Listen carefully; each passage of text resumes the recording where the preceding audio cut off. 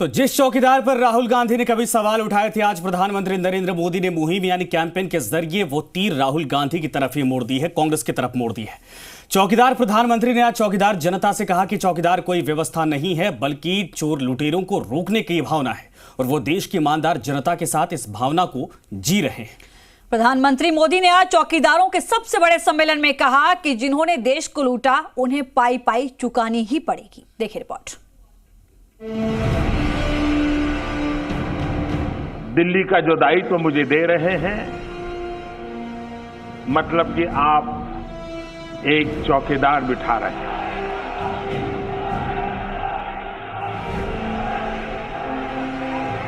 जनता के इस पैसों पर कोई पंजा नहीं पड़ने दूंगा।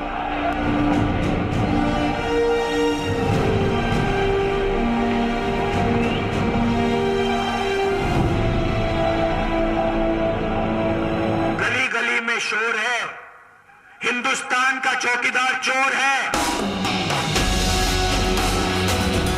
चौकीदार को गाली दे रहे हैं। चौकीदार चोर है। चौकीदार चोर नहीं है, बल्कि चौकीदार प्योर है।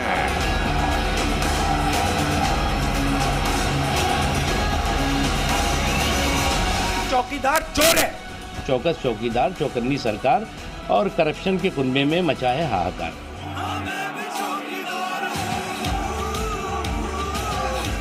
अब की बार चौकीदार से सरकार। जब मैं शपथ लूंगा, वो शपथ अकेला मोदी नहीं लेने वाला है।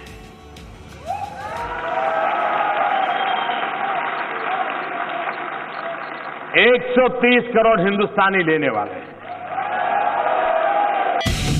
बीजेपी का चौकीदार, जीत का ब्रह्मास्त्र। गली गली में शोर है, हिंदुस्तान का चौकीदार चोर है। कान खोल करके सुन लीजिए, अगर आप चौकीदार हैं तो देश की जनता, बिहार की जनता थानेदार है। आपको सजा देगी, छोड़ेगी नहीं। चौकीदार से विपक्ष का बेड़ा गर्क, बीजेपी का बेड़ा पार। इस चौकीदार ने अपना काम शुरू किया और 125 करोड़ देशवासियों ने इतना भरपूर प्यार दिया, इतना समर्थन दिया, इतना विश्वास दिया कि मैंने पीछे मुड़कर कभी देखा नहीं।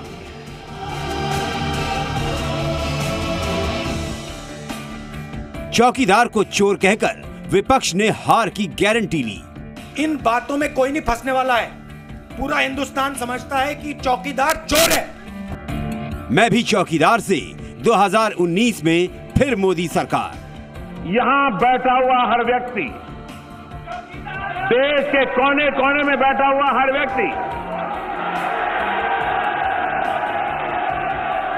जो गांव में है वो भी, जो शहर में है वो भी,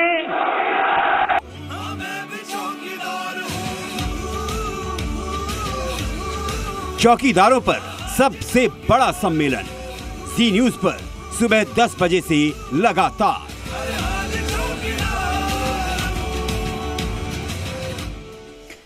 तो सवाल यह है कि चौकीदार क्या बीजेपी के लिए जीत का ब्रह्मास्त्र बन चुका है और क्या देश की 125 करोड़ ईमानदार जनता बीजेपी की इस मेगा मुहिम से जुड़ेगी? प्रधानमंत्री नरेंद्र मोदी ने मैं भी चौकीदार कैंपेन की शुरुआत की थी और मोदी ने आज कैंपेन को 500 शहरों में बढ़ा दिया है। दिल्ली के ताल कटोरा स्टेडियम से प्रधानमंत्री नरेंद्र मोदी ने फिर कहा कि उन्हें देश की चौकीदारी की जिम्मेदारी मिली थी और इस जिम्मेदारी को निभा रहे हैं और जनता के पैसे पर किसी का पंजा नहीं पड़ने देंगे। मैं भी चौकीदार हूं, मैं भी चौकीदार हूं।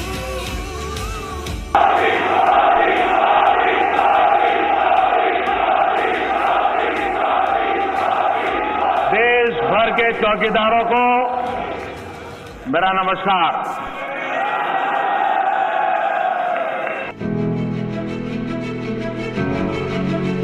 ये मोदी हैं जिन्होंने कांग्रेस के हमले को उसी के खिलाफ एक जन आंदोलन बना दिया।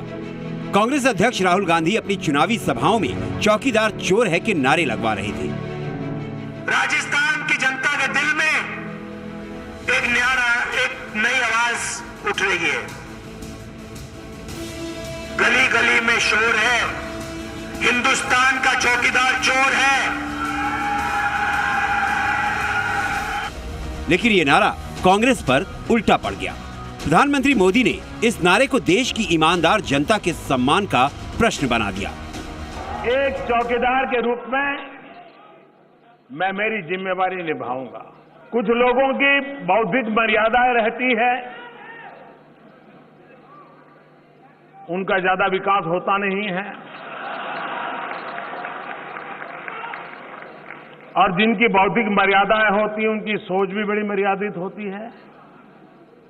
तो उनके दिमाग में चौकीदार का मतलब टोपी पहनी है, यूनिफॉर्म पहना है, बीसल बजा रहा है, डंडा लेकर के ठोक रहा है।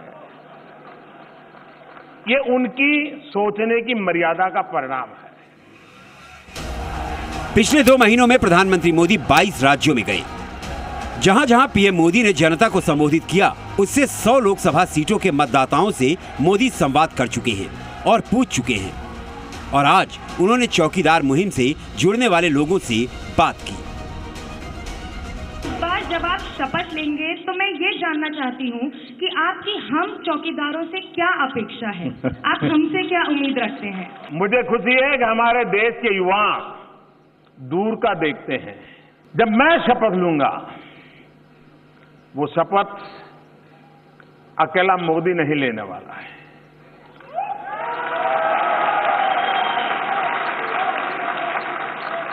एक 130 करोड़ हिंदुस्तानी लेने वाले हैं। प्रधानमंत्री मोदी ने आज चौकीदार मुहिम से जुड़ने वालों को बताया कि चौकीदार किसी वर्दी या चौखट का बंधा नहीं है, बल्कि चौकीदार एक भावना है। चौकीदार ये न कोई व्यवस्था है, चौकीदार ये न कोई यूनिफॉर्म की पहचान है, चौकीदार न ही कोई एक चौखट में बंधा हुआ है, चौकीदार एक स्पिरिट है, एक भावना है। आज प्रधानमंत्री नरेंद्र मोदी ने दिल्ली से 500 लोकेशन पर वीडियो कॉन्फ्रेंस के माध्यम से ऐसे लोगों से बात की जो बीजेपी के चौकीदार मुहिम से जुड़े हैं। पीएम नरेंद्र मोदी ने मैं भी चौकीदार मुहिम की शुरुआत की थी। 1 करोड़ लोग सोशल मीडिया और नमो ऐप पर कैंपेन से जुड़े। सोशल मीडिया पर 1 करोड़ लोगों ने मुहिम का वीडियो देखा। डॉक्टर, प्रोफेशनल्स, सीए, इंजीनियर, महिलाएं कैंपेन का हिस्सा बने। बीजेपी ने मैं भी चौकीदार मुहिम को चुनावी थीम बनाया। अब तक 1 करोड़ लोगों ने मैं भी चौकीदार का प्रण लिया। मैं भी चौकीदार मुहिम को 20 लाख लोगों ने ट्वीट किया। बीजेपी के मुताबिक आज के सम्मेलन में अलग अलग पेशों से जुड़े 1 करोड़ से ज्यादा लोग जुड़े। जो गांव में है वो भी, जो शहर में है वो भी, जो पढ़ा लिखा है वो भी, जो अनपढ़ है वो भी, जो पुरुष है वो भी, जो महिला है वो भी, जो खेत में काम करता है वो भी, जो डॉक्टर है वो भी, जो शिक्षक है वो भी, समाज के लिए काम करने वाला व्यापारी हो, कामगार हो, हर कोई चौकीदार है। 2014 में पीएम मोदी को चाय वाला कहना कांग्रेस को भारी पड़ गया, तो क्या 2019 में चौकीदार कहना भारी पड़ेगा? क्या पीएम मोदी को चोर कहना कांग्रेस के लिए भूल साबित होगी? क्या पीएम मोदी की साफ छवि और भ्रष्टाचार मुक्त सरकार पर लोगों का भरोसा बरकरार है? ब्यूरो रिपोर्ट, जी मीडिया। तो प्रधानमंत्री नरेंद्र मोदी ने एक बार फिर से मैं भी चौकीदार मुहिम से आम जनता को जोड़ा है।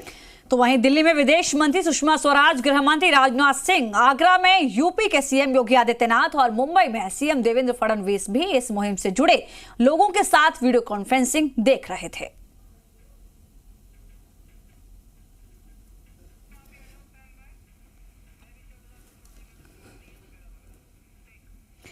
तो मैं भी चौकीदार सिर्फ सोशल मीडिया तक सीमित नहीं है। लोग अब मैं भी चौकीदार लिखी टी शर्ट और कैप भी पहनने लगे। भोपाल में तो लोगों ने टैटू बनवा लिया और हाथ में मैं भी चौकीदार गुदवा लिया है। रिपोर्ट आपको दिखाते हैं।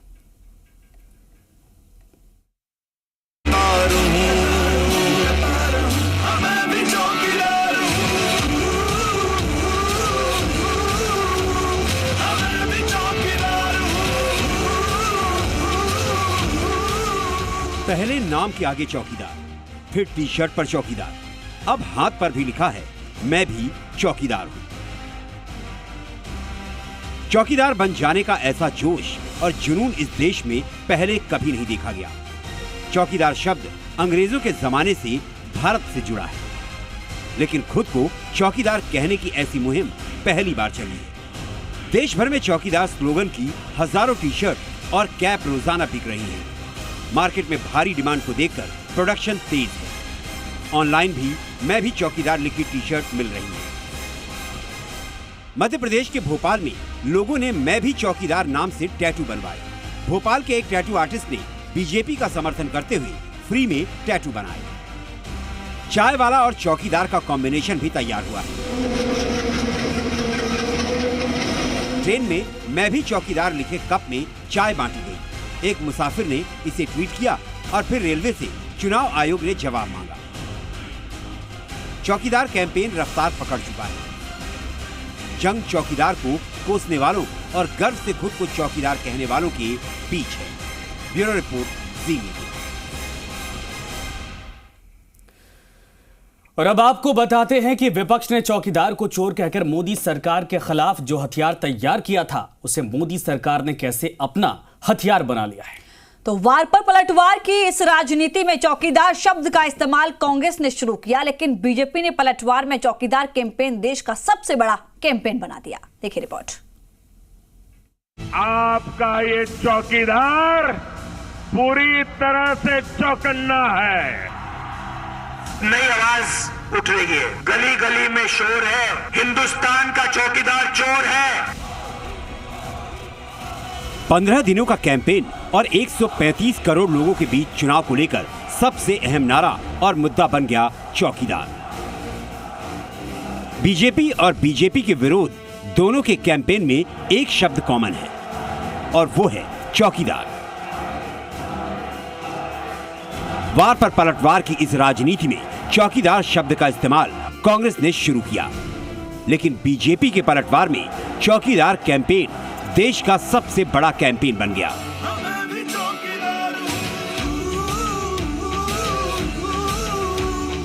ठीक उसी तरह जैसे 2014 लोकसभा चुनाव में बीजेपी ने नरेंद्र मोदी को चाय वाला कहे जाने को मुद्दा बनाया।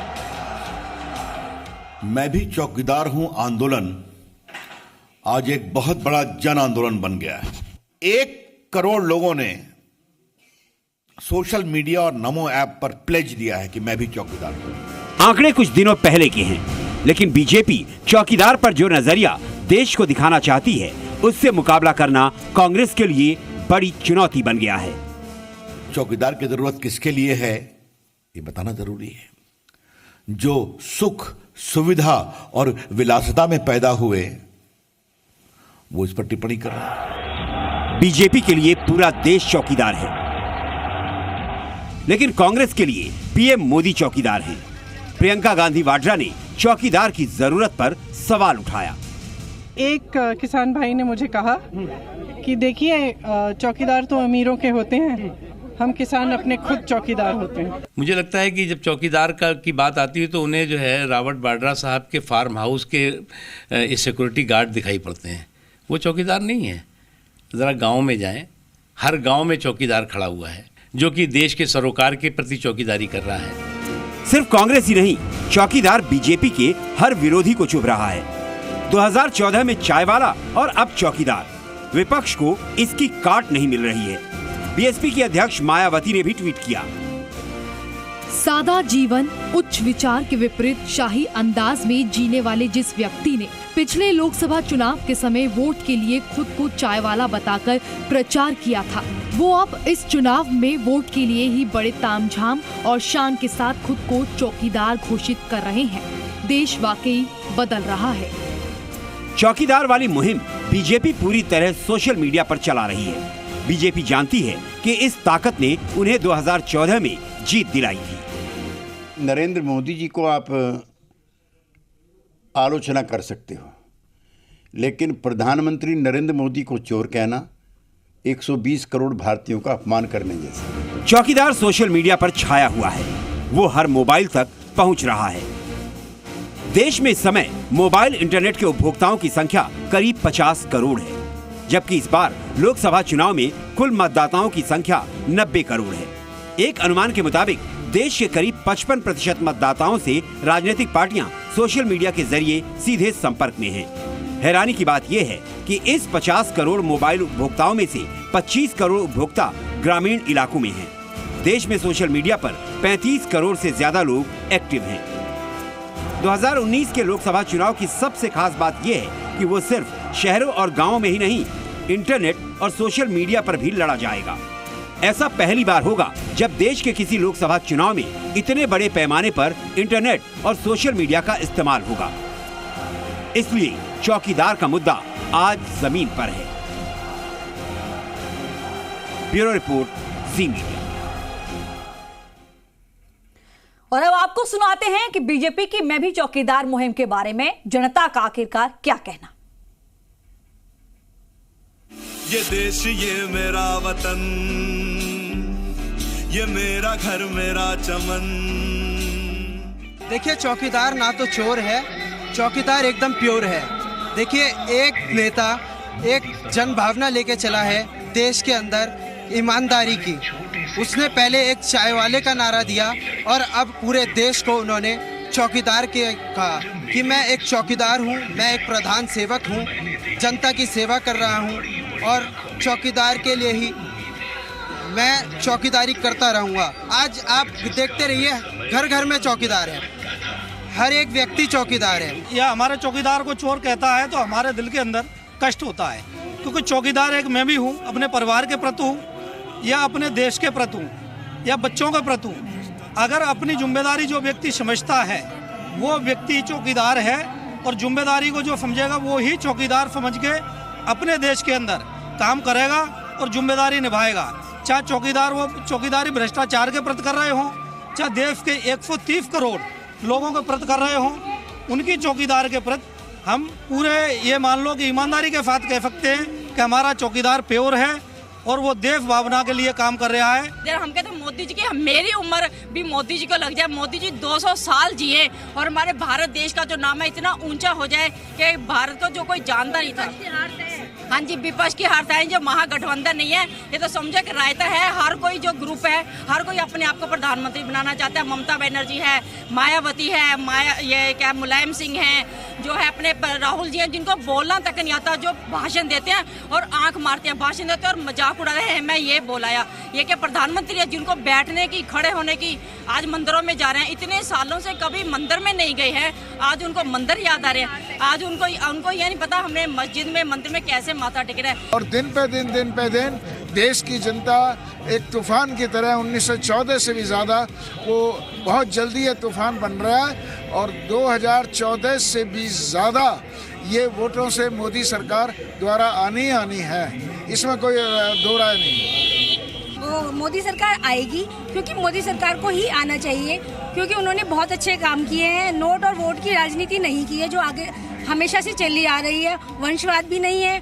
उनके कोई परिवार का कोई राजनीति में भी नहीं है, क्योंकि हमें एक बहुत अरसे बाद हमें एक अटल बिहारी वाजपेयी के बाद एक अच्छा प्रधानमंत्री मिला है जो हमारे देश को आगे ले जा रहा है, देश को हर तरीके से आगे पहुंचा रहे हैं। इसलिए हमारे 2019 में मोदी ही सरकार ही आनी चाहिए ताकि वो हमारे देश को जो उन्होंने 5 साल में जो नहीं कर पाए हैं वो कर सकें।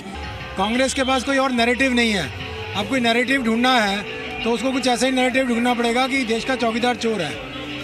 ये उनको सोचना इसीलिए कर रहे हैं क्योंकि उनकी सत्ता का जो पलट हुआ था वो करप्शन की वजह से हुआ था। तो कोई ना कोई आलक्षण, कोई लांछन लगा के और बदनाम करके और कोई ना कोई नैरेटिव ढूंढना है इलेक्शन में।